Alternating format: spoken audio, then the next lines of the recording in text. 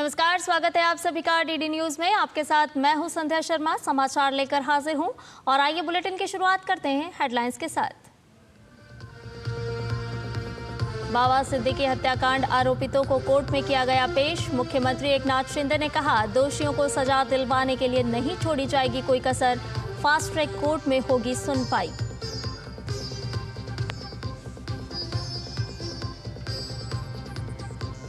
उत्तर प्रदेश उपचुनाव को लेकर दिल्ली में भाजपा की बैठक। मुख्यमंत्री योगी आदित्यनाथ पहुंचे दिल्ली। उपचुनाव वाली 10 सीटों के उम्मीदवारों पर लगेगी मुहर।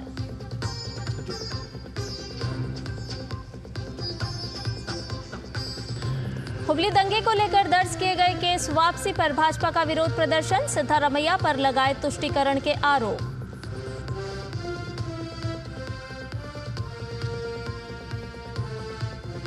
किसानों के विरोध के पीछे साजिश की बात आई सामने। किसान नेता और संयुक्त संघर्ष पार्टी के अध्यक्ष गुरनाम सिंह चढ़ूनी ने किया दावा। कहा कि किसान आंदोलन का मकसद कांग्रेस पार्टी के लिए चुनावी माहौल बनाने का।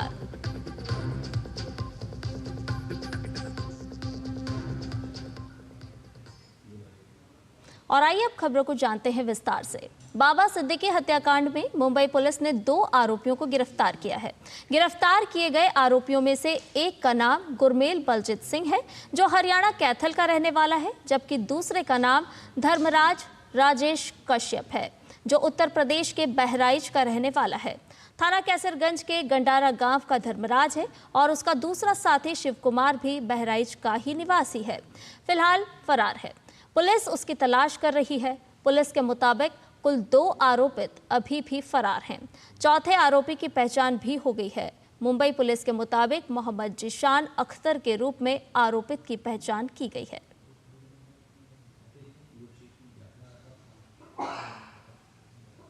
इस बीच मुंबई पुलिस ने गिरफ्तार किए गए 2 आरोपियों को कोर्ट में पेश किया है। पुलिस ने कोर्ट से 14 दिन की रिमांड की डिमांड की है। पुलिस ने बताया कि आरोपितों ने बाबा सिद्दीकी के घर और दफ्तर की रेकी की थी। उन सभी ने 1.5 से 2 महीने से मुंबई में थे और सिद्दीकी पर नजर रखे हुए थे। हत्याकांड में कुल 4 आरोपित शामिल थे। 2 आरोपित अभी भी फरार हैं। वहीं मुंबई के कूपर अस्पताल में पोस्टमार्टम के बाद बाबा सिद्दीकी का शव उनके निवास स्थान पर पहुंच गया है। अंतिम संस्कार कुछ देर बाद शाम के वक्त राजकीय सम्मान के साथ किया जाएगा। इस बीच बॉलीवुड की कई एक्टर उनके घर पहुंच गए हैं। सलमान खान के परिवार के लोग भी बाबा सिद्दीकी के घर पहुंचे हैं। इधर एनसीपी अजित पवार गुट के नेता बाबा सिद्दीकी की बीती रात बांद्रा ईस्ट इलाके में गोली मारकर हत्या कर दी गई थी। डॉक्टरों के अनुसार सिद्दीकी के सीने पर गोलियों के 2 घाव हैं। महाराष्ट्र के मुख्यमंत्री एकनाथ शिंदे ने घटना को बेहद दुर्भाग्यपूर्ण बताया है। उन्होंने मामले की सुनवाई फास्ट ट्रैक कोर्ट में कराए जाने की बात कही है। आपको बता दें कि बाबा सिद्दीकी हत्याकांड की जांच अब तेज हो गई है। महाराष्ट्र के उप मुख्यमंत्री अजित पवार ने घटना को दुर्भाग्यपूर्ण बताया। उन्होंने कहा कि पुलिस की अलग-अलग टीमें मामले की जांच कर रही है। उन्होंने जानकारी दी कि बाबा सिद्दीकी को राजकीय सम्मान के साथ अंतिम विदाई दी जाएगी। कल जो घटना हुई है, वो घटना आज तक हमें विश्वास नहीं हो रहा है कि ऐसा कुछ हुआ है, लेकिन पुलिस डिपार्टमेंट ने तुरंत उसके बारे में जानकारी शुरू की है। 2 लोगों को उनके हाथ में लगे हैं, 2 लोग, और भी कुछ लोग हैं। उनको ढूंढने के लिए, उनको लाने के लिए 5 टीम पुलिस डिपार्टमेंट ने लगवाई है और अलग अलग स्टेट में उनको भेजा है। सीएम साहब भी इसके ऊपर उनका ध्यान दे रहे हैं, खुद होम मिनिस्टर भी दे रहे हैं और मेरा भी है, हमारे बाकी साथियों का भी है। और जल्द से जल्द पता चलेगा कि एग्जैक्ट ये सब करने का कारण क्या है। महाराष्ट्र विधानसभा के अध्यक्ष राहुल नार्वेकर ने घटना को दुर्भाग्यपूर्ण बताया है। उन्होंने कहा कि कानूनी प्रक्रिया चल रही है, पुलिस अपना काम कर रही है। बहुत ही दुर्भाग्यपूर्ण ऐसी घटना घटी है। बाबा सिद्दीकी जी हमारे विधिमंडल के इसके पहले हम साथ काम कर चुके हैं और ऐसे व्यक्ति का चले जाना ये बहुत ही दुखनीय है और जिस परिस्थिति में उनकी मौत हुई है वो बहुत ही दुखनीय है और सरकार इसके ऊपर गंभीर एक्शन लेगी, इसका मुझे पूरा विश्वास है। और उत्तर प्रदेश विधानसभा की 10 सीटों पर होने वाले उपचुनाव के मद्देनजर आज नई दिल्ली में भारतीय जनता पार्टी की अहम बैठक हो रही है। बैठक में पार्टी अध्यक्ष जेपी नड्डा, गृह मंत्री अमित शाह, यूपी के मुख्यमंत्री योगी आदित्यनाथ, प्रदेश अध्यक्ष भूपेंद्र चौधरी, उप मुख्यमंत्री केशव प्रसाद मौर्य और ब्रजेश पाठक और प्रदेश संगठन महामंत्री धर्मपाल हिस्सा ले रहे हैं। मुख्यमंत्री योगी आदित्यनाथ दिल्ली पहुंच चुके हैं।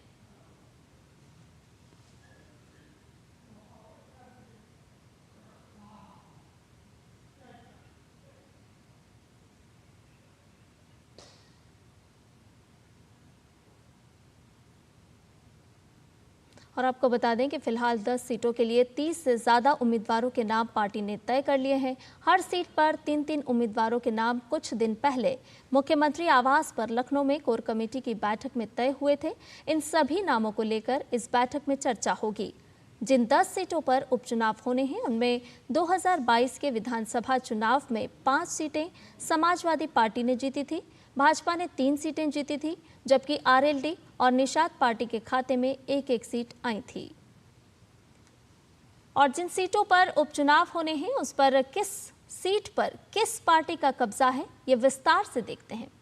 आपको बता दें कि सपा 6 सीटों पर उम्मीदवारों की घोषणा भी कर चुकी है। और इसके साथ ही आपको बताएं कि जो 10 सीटें हैं उनमें करहल, मिल्कीपुर, कटेहरी, कुंदरकी, गाजियाबाद, साथ ही साथ खैर, मीरापुर, फूलपुर, मंझवा, सिसामाऊ, ये वो सीटें हैं जिन पर उपचुनाव होने हैं। उत्तर प्रदेश की ये 10 सीटें हैं जिनमें समाजवादी पार्टी की अगर बात करें तो उसके पास करहल, मिल्कीपुर, कटेहरी, कुंदरकी और सिसामाऊ, ये सीटें समाजवाद पार्टी के पास हैं। और भाजपा के पास जो सीटें थी उनमें गाजियाबाद, खैर और फूलपुर हैं। इसके अलावा निषाद पार्टी के पास जिस एक सीट की हम बात कर रहे हैं वो मझवा सीट है और आरएलडी जिसके पास एक सीट है वो है मीरापुर। और आपको बताएं कि जो उपचुनाव होने हैं 10 सीट को लेकर के, उसमें समाजवादी पार्टी ने 10 में से 6 सीटों पर अपने उम्मीदवार उतार दिए हैं, यानी कि अपने प्रत्याशियों की घोषणा भी कर दी है, जिनमें करहल, सिसामऊ, फूलपुर, मिल्कीपुर, कटेहरी, मझवा, ये वो सीटें हैं जहां समाजवादी पार्टी ने उम्मीदवारों की घोषणा कर दी है। सपा ने राजनीतिक परिवारों के 4 प्रत्याशियों को टिकट दिया है। जिन 6 नामों की घोषणा की गई है उनमें से 4 प्रत्याशी ऐसे हैं जो परिवार से हैं। और भाजपा ने इस टिकट बंटवारे को लेकर परिवारवाद का आरोप लगाया है। किसान आंदोलन के पीछे किसानों का आंदोलन था या किसी पार्टी के लिए माहौल बनाने की चुनावी मुहिम? जी हां, हरियाणा में चुनाव के बाद सच की परतें अब खुलती जा रही हैं। किसान नेता और संयुक्त संघर्ष पार्टी के अध्यक्ष गुरनाम सिंह चढ़ूनी ने कहा कि किसान आंदोलन कांग्रेस पार्टी के लिए चुनावी माहौल बनाने के लिए था। हालांकि हरियाणा में कांग्रेस की हार का सारा ठिकरा उन्होंने भूपेंद्र सिंह हुड्डा पर फोड़ दिया। हरियाणा में जो माहौल बनाया कांग्रेस के पक्ष में वो हमने बनाया था, वो किसान वर्ग ने बनाया था। किसान चलो मेरे को नहीं दी थी, दूसरे 2 किसान लीडरों को दे देता, कम से कम लोगों के अंदर ये तो जाता कि हाँ अब किसानों का कौन है जी, बीजेपी वैसे किसानों भी तो सामने कांग्रेस नजदीक नहीं लगाती, पर कहाँ जाएंगे ये। इसलिए हम आप खड़े हुए, रमेश दलाल खड़ा हुआ, हर्ष शिकारा खड़ा हुआ, मैं खड़ा हुआ और भी कई लोग प्रयास में थे लेकिन वो नहीं हो पाए। किसान नेता और संयुक्त संघर्ष पार्टी के अध्यक्ष गुरनाम सिंह चढ़ूनी के बयान पर भाजपा ने कांग्रेस पर निशाना साधा। भाजपा के राष्ट्रीय प्रवक्ता प्रदीप भंडारी ने कहा कि कांग्रेस पार्टी हरियाणा के लोगों और किसानों को अपने एजेंडे को आगे बढ़ाने के लिए काम कर रही थी। उन्होंने कहा कि राहुल गांधी को अपने राजनीतिक लाभ के लिए किसानों और किसान मोर्चा का दुरुपयोग करने के लिए देश के नागरिकों और किसानों से माफी मांगनी चाहिए। उन्होंने पहली बार ये ओपन एडमिशन किया है कि उनका मकसद कांग्रेस पार्टी के पक्ष में माहौल बनाना था। मतलब ये साफ हो गया कि कांग्रेस पार्टी हरियाणा के अंदर किसानों के साथ अन्याय करना चाह रही थी। गुरनाम सिंह जी खुद जो चुनाव लड़े थे उसमें उनको मात्र 1170 वोट मिले। इससे ये स्पष्ट हो चुका है कि हरियाणा का किसान ये जान चुका था कि कांग्रेस पार्टी किसान विरोधी पार्टी है, राहुल गांधी किसान विरोधी हैं। तभी उन्होंने प्रधानमंत्री नरेंद्र मोदी जी के विकास के रथ को चुना, जिसमें किसानों के बैंक अकाउंट में किस्त पहुंचती है किसान सम्मान निधि की। पर ये बहुत बड़ी बात है कि कांग्रेस पार्टी किसान यूनियन को, भारतीय संयुक्त किसान मोर्चा को एज फ्रंट इस्तेमाल करना चाह रही थी, जिससे वो हरियाणा की जनता और किसानों के बीच में झूठ को आगे ले जा सके। कांग्रेस पार्टी को, राहुल गांधी को, देश की जनता और हरियाणा के किसानों से माफ़ी मांगनी चाहिए कि अपनी राजनीतिक रोटी सेकने के लिए उन्होंने किसानों का और संयुक्त किसान मोर्चा का गलत इस्तेमाल किया। कांग्रेस नेता राशिद अल्वी ने गुरनाम सिंह चढ़ूनी के बयान से किनारा कर लिया है। राशिद अल्वी ने कहा कि मैं गुरनाम सिंह को नहीं जानता हूं। मैं गुरनाम सिंह जी को नहीं जानता ये कौन हैं, लेकिन इस तरीके के बयानात का कोई मतलब नहीं है। हरियाणा के अंदर चुनाव कांग्रेस हारी है ना हुड्डा हारे हैं।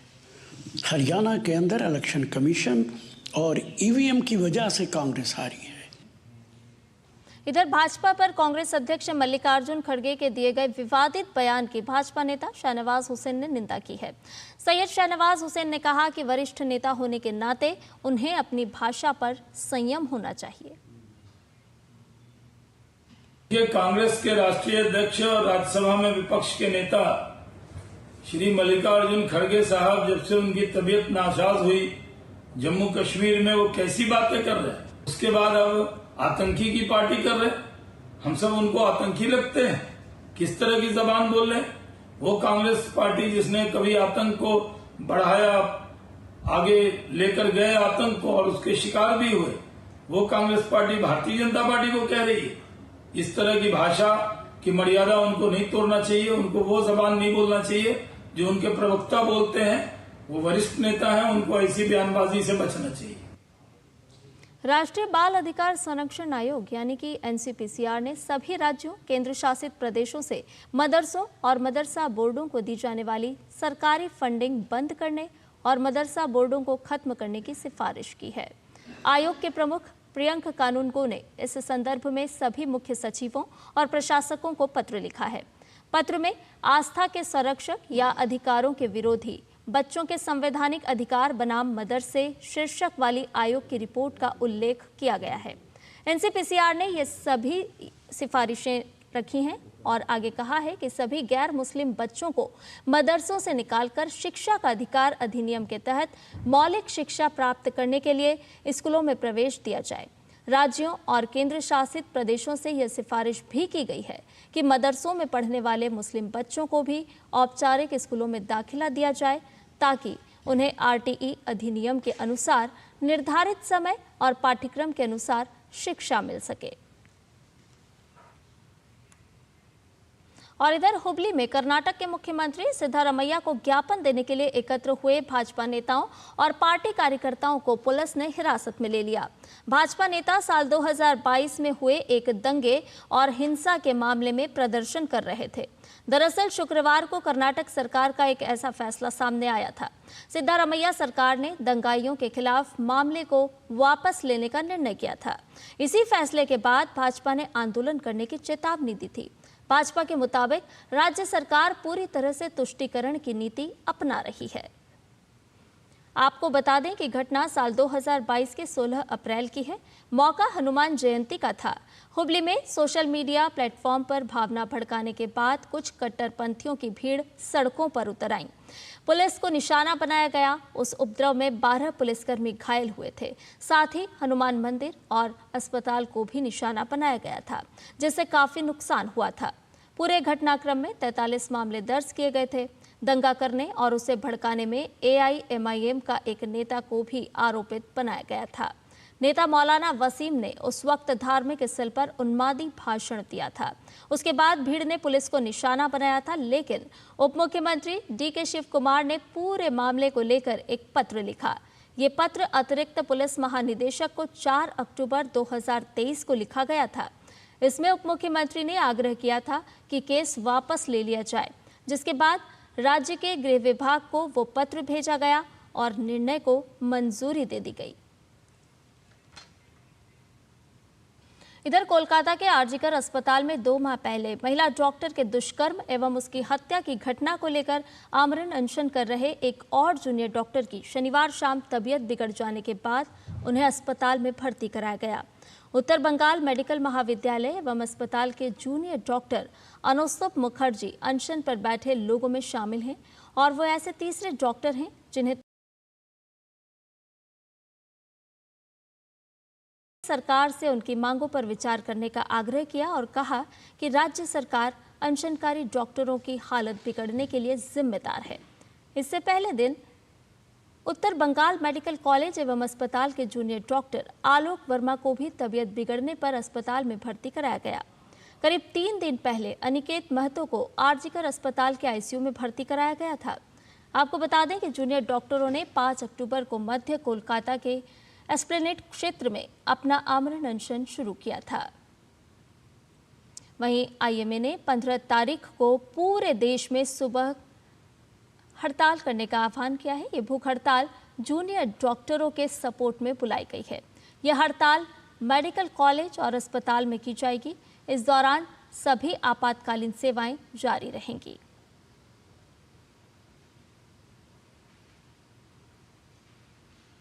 आमरण अनशन कर रहे जूनियर डॉक्टर अनुस्तुप मुखर्जी की तबीयत बिगड़ने को लेकर दिल्ली एम्स आरडीए के उपाध्यक्ष डॉक्टर सुवर्णकर दत्त ने चिंता जाहिर की है। अपने सोशल मीडिया हैंडल एक्स पर उन्होंने लिखा कि अनुस्तुप मुखर्जी की बेहतरी के लिए दुआ करें। कोलकाता के आरजीकर अस्पताल में हुए रेप और मर्डर मामले में न्याय की मांग को लेकर जूनियर डॉक्टर आमरण अनशन पर बैठे हुए हैं, लेकिन अब एक एक कर उनकी सेहत खराब होती जा रही है। रुक करते हैं अगली खबर का। भाजपा प्रवक्ता सुधांशु त्रिवेदी ने बांग्लादेश में हिंदुओं की स्थिति पर सरसंघ चालक डॉक्टर मोहन भागवत के बयान पर कांग्रेस की प्रतिक्रिया की निंदा की है। सुधांशु त्रिवेदी ने कांग्रेस की प्रतिक्रिया को भेदभाव का उदाहरण बताया है। बांग्लादेश के हिंदुओं के बारे में जो भाव व्यक्त किया है कांग्रेस पार्टी के प्रवक्ता ने, तो मैं उनसे पूछना चाहता हूं, अगर आपकी बात यह सच है कि बांग्लादेशी हिंदुओं के बारे में कोई कंसर्न नहीं रखना चाहिए, या मोहन भागवत जी ने या मोदी जी ने जो कंसर्न व्यक्त किया वो गलत था, तो क्या 2003 में नेता प्रतिपक्ष के रूप में डॉक्टर मनमोहन सिंह ने जब तत्कालीन गृह मंत्री आडवाणी जी से बांग्लादेशी हिंदुओं के अधिकारों की रक्षा और उनको भारत में नागरिकता देने की बात कही थी, वो गलत थे क्या? आपकी असम की सरकार, तरुण गोगोई की सरकार ने अप्रैल 2014 में और कांग्रेस की असम यूनिट ने जो प्रस्ताव पारित किया है वो गलत था क्या? और मैं फिर कहना चाहता हूं, ये वो लोग हैं जो आपके पाप की वजह से कष्ट झेल रहे हैं, क्योंकि बांग्लादेश के हिंदू और बौद्ध विभाजन नहीं चाहते थे। भाजपा प्रवक्ता सुधांशु त्रिवेदी ने कांग्रेस पर जोरदार हमला बोला। उन्होंने कहा कि कांग्रेस और ओवैसी दोनों में ही जिन्ना की आत्मा है। पवन खेड़ा जी ने जो बोला है पूरे देश को बहुत गंभीरता से समझना चाहिए। उन्होंने एक प्रकार से जय फिलिस्तीन नारे की वकालत कर दी है। इससे बहुत साफ हो गया कि कांग्रेस और ओवैसी दोनों का मन एक है, दोनों में आत्मा जिन्ना की ही है।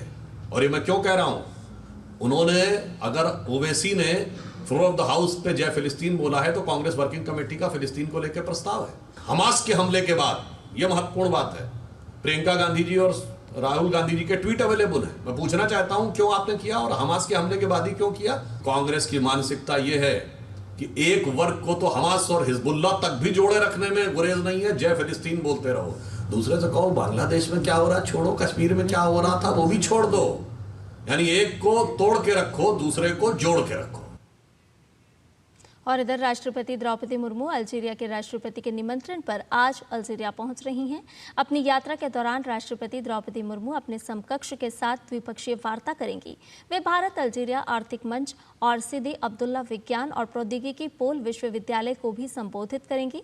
और किन कार्यक्रमों में होंगी राष्ट्रपति शामिल, इस पर खास बातचीत की हमारे संवाददाता गिरीश निशाना ने अल्जीरिया में भारत की राजदूत डॉक्टर स्वाति विजय कुलकर्णी से। राष्ट्रपति द्रौपदी मुर्मू अल्जीरिया की यात्रा पर आ रही हैं। वे किन किन कार्यक्रमों में होंगी शामिल, इस पर ज़्यादा बात करने के लिए हमारे साथ मौजूद हैं अल्जीरिया में भारत की राजदूत डॉक्टर स्वाति विजय कुलकर्णी। मैम, ये पहली राष्ट्रपति है जो अल्जीरिया आ रहे हैं? हाँ जी, ये बड़ी ऐतिहासिक विजिट है। क्या है कि people's democratic republic of Algeria जो है, वहाँ के जो प्रेसिडेंट है महामहिम अब्देल माजिद तेबून, उन्होंने हमारे राष्ट्रपति जी को निमंत्रण दिया। वो निमंत्रण को हमने स्वीकार किया और इसी कारण हमारी माननीय राष्ट्रपति जी अभी अल्जीरिया के दौरे पे है। तो 13 से 16 उनका दौरा है। बहुत ही महत्वपूर्ण दौरा है, बहुत ही मोमेंटस ओकेजन है। मैम, किन किन कार्यक्रमों में राष्ट्रपति जी शामिल होने जा रही हैं? कौन कौन से मुख्य कार्यक्रम रहेंगे? माननीय राष्ट्रपति जी यहाँ आएंगे, वहाँ उनके लिए सेरेमोनियल गार्ड ऑफ ऑनर होगा। उसके बाद वो जाएंगे, हमारे भारतीय समुदाय जो है वहाँ के स्वागत समारोह में वो पार्टिसिपेट करेंगे और फिर आज का कार्यक्रम यहाँ पे ख़त्म हो जाएगा। फिर कल का जो कार्यक्रम है 14 अक्टूबर का, वो मैडम बिगिन करेगी। She will pay her respects eight मकाम शहीद। Then she will proceed to have talks with His Excellency President Tebboune. So the talks होने के बाद immediately delegation level talks होंगे। फिर उसके बाद जो Excellency President Tebboune है वो उनके लिए banquet host कर रहे हैं। Then 15th in the morning, she will go to Sidi Abdullah Science and Technology Pole. So it's a hub of universities where that university confer degree on Honorable Rashtrapati Ji. It's a doctorate that will be conferred upon her. So ये programme है उस दिन का। और फिर evening में यहाँ के अल्जीरियन प्राइम मिनिस्टर है वो उनके ऑनर में डिनर रखेंगे और फिर 16 को मैडम सुबह अर्ली मॉर्निंग मॉरिटानिया के लिए रवाना हो जाएगी। मैम, राष्ट्रपति जी की ये यात्रा भारत और अल्जीरिया के बीच संबंधों को कितना मधुर बनाएगी? देखो, आपको जैसे पता है कि भारत और अल्जीरिया जैसे परंपरागत हमारी मैत्री है। ट्रेडिशनली वी आर क्लोज, हमारे रिलेशंस बहुत वार्म एंड कॉर्डियल है। आपको ये भी पता होगा कि अल्जीरिया की लिबरेशन मूवमेंट थी, उसने भारत ने बहुत उसको समर्थन किया था। और जब उन्हें इंडिपेंडेंस मिला 1962 में, तब हमारा देश सबसे पहले था जिन्होंने औपचारिक तौर पे राजनीतिक संबंध प्रस्तापित किए। तो हमारी जो रिलेशनशिप है वो वे बैक जाती है। हम दोनों इकट्ठा नाम में काम करे हैं। We share common solidarity as developing nation. So over the years the relationship has grown strong because we have mutual trust, we have common shared interest. तो आज ये विजिट जो है, ये विजिट एक नया चैप्टर खोलेगी जिसमें ये जो हमारा वाइब्रेंट प्रेजेंट है और बेटर टुमारो है उसके लिए हम बढ़ावा देंगे। तो ये थी भारत की राजदूत डॉक्टर स्वाति विजय कुलकर्णी मैम, जो बता रही थी कि राष्ट्रपति की इस यात्रा से आने वाले दिनों के अंदर भारत और अल्जीरिया के संबंध और ज़्यादा मधुर बनेंगे। कैमरामैन भीम सिंह के साथ गिरीश निशाना, DD news, Algeria. ISSF world cup final की मेजबानी भारत कर रहा है और विश्व के दिग्गज निशानेबाज प्रतियोगिता में शिरकत करने के लिए पहुंच चुके हैं। प्रतियोगिता का आयोजन दिल्ली के doctor Karni Singh shooting range में हो रहा है, जहां भारत 23 निशानेबाजों को प्रतियोगिता में उतारेगा। हमारे संवाददाता मुकेश शुक्ला ने शूटिंग कोच दीपक दुबे से खास बातचीत की। आइए सुनते हैं। ISSF शूटिंग वर्ल्ड कप की शुरुआत भारत में होने जा रही है और देश इसकी मेज़बानी करने जा रहा है। करणी सिंह शूटिंग रेंज में ये टूर्नामेंट कंडक्ट किया जाएगा। दीपक दुबे हमारे साथ मौजूद हैं और काफ़ी समय से ये शूटिंग से जुड़े हुए हैं। कितना बड़ा मौका है ये भारत के लिए, भारतीय एथलीट के लिए इसको कंडक्ट करना? ये भारत को मिला, ये सौभाग्य की बात है और तुरंत पेरिस ओलंपिक के बाद ही मिला। तो कुल मिला के जो अभी तक हम लोग पेरिस का जो जश्न मना ही रहे हैं, देश के लिए बहुत गर्व की बात है और हमारे उन खिलाड़ियों के लिए भी कि वो अपने ही कर्म भूमि पर, अपने ही नेटिव प्लेस पर, जहां वो डेली रोज़मर्रा की अपनी एक्सरसाइज कर रहे हैं, ट्रेनिंग कर रहे हैं, वहाँ पे उनको ये जो टॉप के एथलीट हैं, टॉप 8 एथलीट हैं, टॉप 12 एथलीट जो हैं ओलंपिक के हैं, उनके साथ वो खेलेंगे और सीखेंगे भी और मुझे उम्मीद है कि वो जीतेंगे भी। 23 भारतीय दल इस बार सबसे बड़ा दल उतरने जा रहा है इस टूर्नामेंट में, वर्ल्ड कप फाइनल्स में। लगता है इस बार फिर से भारत को एक नया नाम मिलेगा? जी बिल्कुल है, क्योंकि हमारे जो खिलाड़ी सेलेक्ट हुए हैं वो ऑलरेडी इंडिया रैंकिंग में हैं और वर्ल्ड रैंकिंग में हैं, और जिसमें वो दिव्यांश सिंह पनवर है और वो जो पहले गोल्डन फिंगर अवार्ड जीत चुके हैं। उसके बाद अर्जुन बबूता जो पेरिस ओलंपिक फाइनल में थे वो कुछ पॉइंटों से चूक गए, तो ये हम लोग को बहुत निराशा लगी थी। ये दोनों खिलाड़ी एयर राइफल में भाग कर रहे हैं, और जहां ट्रायल के टाइम और पेरिस जाने के लिए दिव्यांश चूक गए थे, तो हाँ उनको बहुत कुछ करने का मन है। और वहीं जो फोर्थ आने की कसक है अर्जुन बबूता में, वो उसको पूरा करेंगे। और इसी के साथ हैं अनीश हैं जो बहुत अच्छा फॉर्म में उन्होंने रहा और ओलंपिक में अच्छा खेले। कुल मिला के ये है कि बहुत अच्छा कंपटीशन देखने को मिलेगा, और इंडिया के लिए बड़ी भाग्य की बात है कि हम सब लोगों के लिए कि नए उन चैंपियनों को देखेंगे जो ओलंपिक में रहते हैं, और आज हमारा देश उनको अपनी ही धरती पर खेलते हुए देखेगा। अब तो इंडिया को पावर हाउस बनाना है और उसकी तैयारियां शुरू हो चुकी हैं। ISSF world cup finals Delhi में खेला जाएगा और यहाँ तमाम दुनिया के दिग्गज सितारे मौजूद होंगे जो अपनी चमक बिखेरेंगे। कैमरामैन राहुल चोपड़ा के साथ मैं मुकेश शुक्ला, DD न्यूज़ दिल्ली। और इसके साथ ही इस बुलेटिन में फिलहाल मेरे साथ इतना ही। मुझे दीजिए इजाजत। नमस्कार।